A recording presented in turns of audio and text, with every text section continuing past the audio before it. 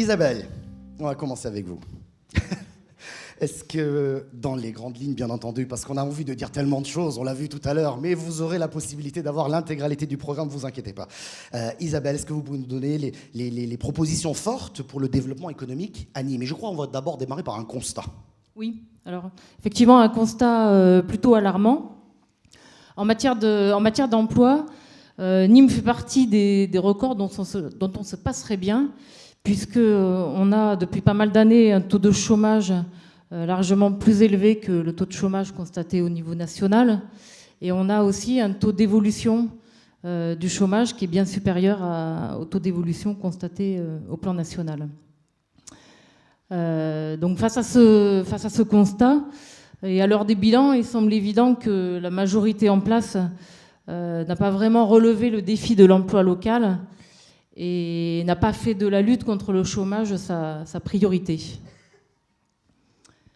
On constate en même temps sur le territoire que bon nombre d'entreprises localement n'arrivent pas à trouver les compétences nécessaires au développement de leur propre entreprise, ce qui est quand même très, très paradoxal. Donc face à ce constat, Nîmes en avant souhaite, à travers son projet, mettre l'accent sur la relation emploi-économie et mobiliser le levier développement économique et la création d'entreprises afin de lutter contre ce fléau que représente le chômage. Notre ambition et notre souhait, c'est d'inscrire la ville dans une dynamique de développement durable permettant le maintien, mais surtout la création d'emplois, à travers un accompagnement repensé et optimisé des entreprises, à travers la mise en avant de l'attractivité du territoire, elle est réelle, on le sait, et on en est fiers, qui permettront de structurer les filières de demain autour de la transition énergétique, de la troisième révolution industrielle. Ça, Jean-Marie le développera tout à l'heure. Alors, je crois qu'il y a des leviers, il y a des propositions concrètes que vous allez nous présenter. Je pense à Nîmes Emploi et Nîmes Entreprise. Voilà, effectivement. Donc, nos propositions sont articulées autour de deux pièces maîtresses qui sont les agences Nîmes Emploi et Nîmes Entreprise. Celles-ci sont imaginées sur un modèle commun, c'est-à-dire le principe d'un guichet unique fédérant les partenaires et acteurs locaux de l'emploi ou du développement économique et permettant de coordonner leurs actions et de mettre en commun leurs outils afin de rendre ces dispositifs plus efficaces. Donc Nîmes Emploi, ce serait donc un guichet, une structure assise sur le réseau des acteurs locaux de l'emploi et ayant comme objectif de lutter contre la dispersion des structures et des moyens qui rend aujourd'hui l'offre complètement illisible et très complexe, quoi. Si je peux me permettre, pour avoir étudié le dossier pour Nîmes Emploi, vous êtes aperçu qu'il y avait beaucoup d'acteurs et finalement, ils ne communiquaient pas entre eux, ce qui était particulièrement compliqué pour le demandeur d'emploi, mais aussi pour le chef d'entreprise qui cherche cherche à recruter. Donc, c'est pas une énième couche, mais c'est une manière de regrouper l'ensemble. C'est une fédération et une voilà. coordination de ces acteurs. Voilà, oui. pour être plus efficace. Un petit mot sur Nîmes Entreprise ? Alors Nîmes Entreprise serait donc une structure dédiée à l'accompagnement des entreprises du territoire et au soutien à la création et à l'implantation de nouvelles entreprises et serait fondée de la même manière sur des outils, un cadre d'action partagé permettant de clarifier l'offre de services en matière d'accompagnement. On parle de fiscalité ? Alors effectivement, là, un engagement important. Une stabilité de la fiscalité sur la durée du mandat et surtout une utilisation transparente de cet impôt. Parce que bon, Nîmes, là aussi, détient un record qui n'est pas des plus glorieux, une fiscalité des entreprises très, très élevée et qui pénalise fortement le développement de certaines entreprises. Merci. Merci beaucoup. On peut l'applaudir. Alors Isabelle l'a évoqué, la troisième révolution industrielle. Vous allez tout de suite nous dire de quoi il s'agit parce que ça peut ouvrir beaucoup d'imagination, cette affaire-là. Jean-Marie Tourette. Bonsoir à toutes, bonsoir à tous. Effectivement, c'est un projet très ambitieux pour Nîmes en avant, donc la troisième révolution industrielle. Donc, après la première révolution, avec l'introduction des technologies mécaniques utilisant la vapeur d'eau, qui ont donné les transports, l'imprimerie, l'alphabétisation de masse, vient la deuxième révolution avec les moteurs à combustion interne, les réseaux électriques, qui ouvrent une ère de production de masse avec l'industrie pétrolière, les véhicules, les réseaux routiers, etc. Maintenant, la troisième révolution arrive et le thème, c'est l'énergie. Une réflexion sur l'évolution de notre économie régionale, et plus particulièrement sur l'économie municipale et de l'agglo, nous amène à repenser notre modèle en suivant celui proposé par Jérémy Rifkin et déjà mis en pratique par la région Nord-Pas-de-Calais. En janvier 2008, la Commission européenne a proposé une législation visant à mettre en œuvre l'objectif 3 x 20. Améliorer l'efficacité énergétique de 20%, augmenter le recours aux énergies renouvelables de 20% et réduire les émissions de gaz à effet de serre de 20% dans le même temps, et ce, avant 2020. Cette révolution repose sur 5 piliers. Le premier pilier, les énergies renouvelables, on en a parlé tout à l'heure, les bâtiments producteurs d'énergie, le stockage de l'énergie, c'est très important aussi, les réseaux intelligents pour mieux compter et suivre les consommations, et enfin le transport avec effectivement cette nouvelle énergie ou ces nouvelles énergies.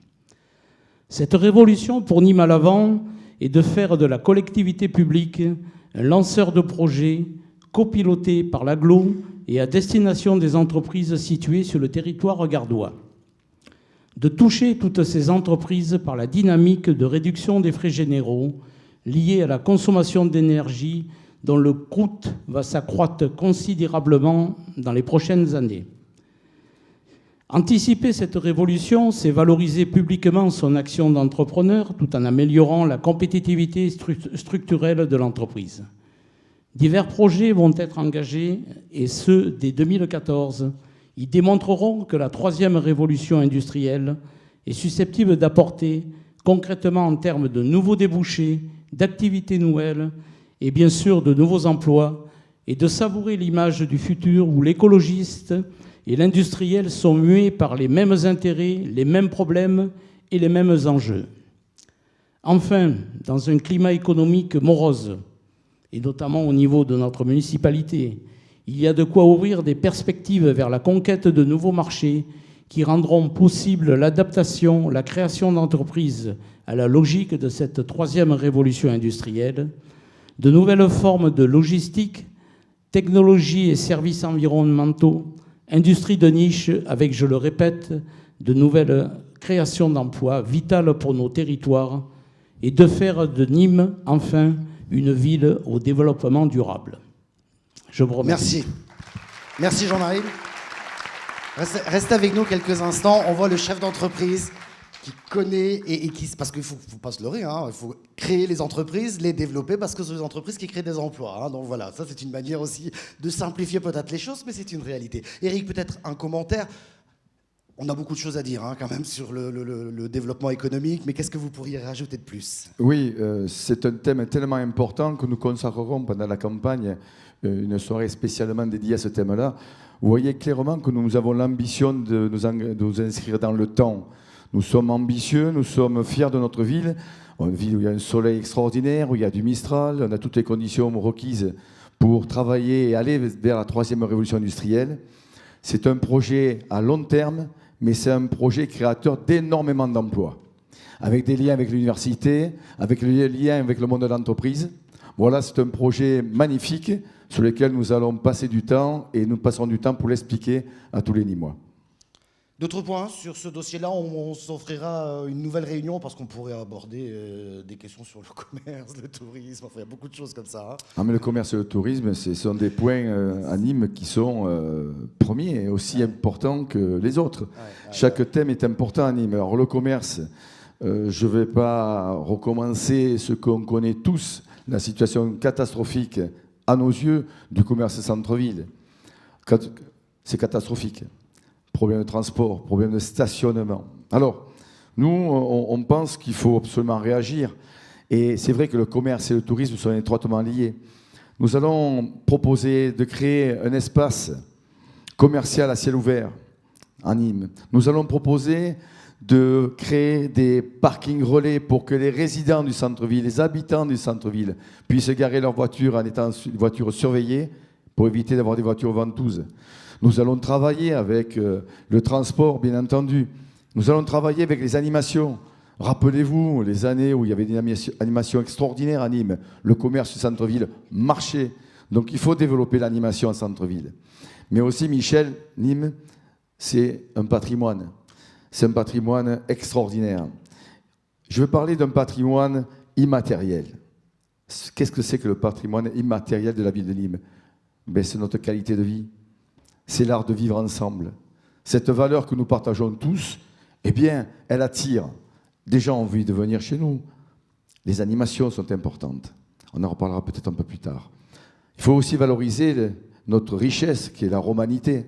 Bien entendu, nous ne sommes pas favorables au musée, non pas parce que c'est la romanité. Nous sommes pour la romanité, mais c'est un problème d'argent. On en parlera un peu plus tard. Nous sommes par contre pour une romanité ouverte à tout le monde, ouverte aux touristes. Nous allons la sortir du musée. Nous allons montrer nos mosaïques au grand jour pour que les touristes puissent se promener dans la ville et voir nos richesses. Et puis, bien entendu, il y a le tourisme d'affaires. Ce tourisme d'affaires où il n'y a rien pour l'accueillir. Donc, il va falloir qu'on construise un centre des congrès. Ça va être quelque chose de très important. Mais le tourisme, c'est aussi des compétences. À Nîmes, il y a des compétences. Et ces compétences locales, nous allons les aider. Nous allons les former au sein d'un campus des métiers et de l'entreprise, notamment en créant 2 pôles, un pôle du tourisme et un pôle sur l'agro-tourisme. Merci Eric pour toutes ces précisions. Merci Isabelle. Merci Jean-Marie. Merci beaucoup.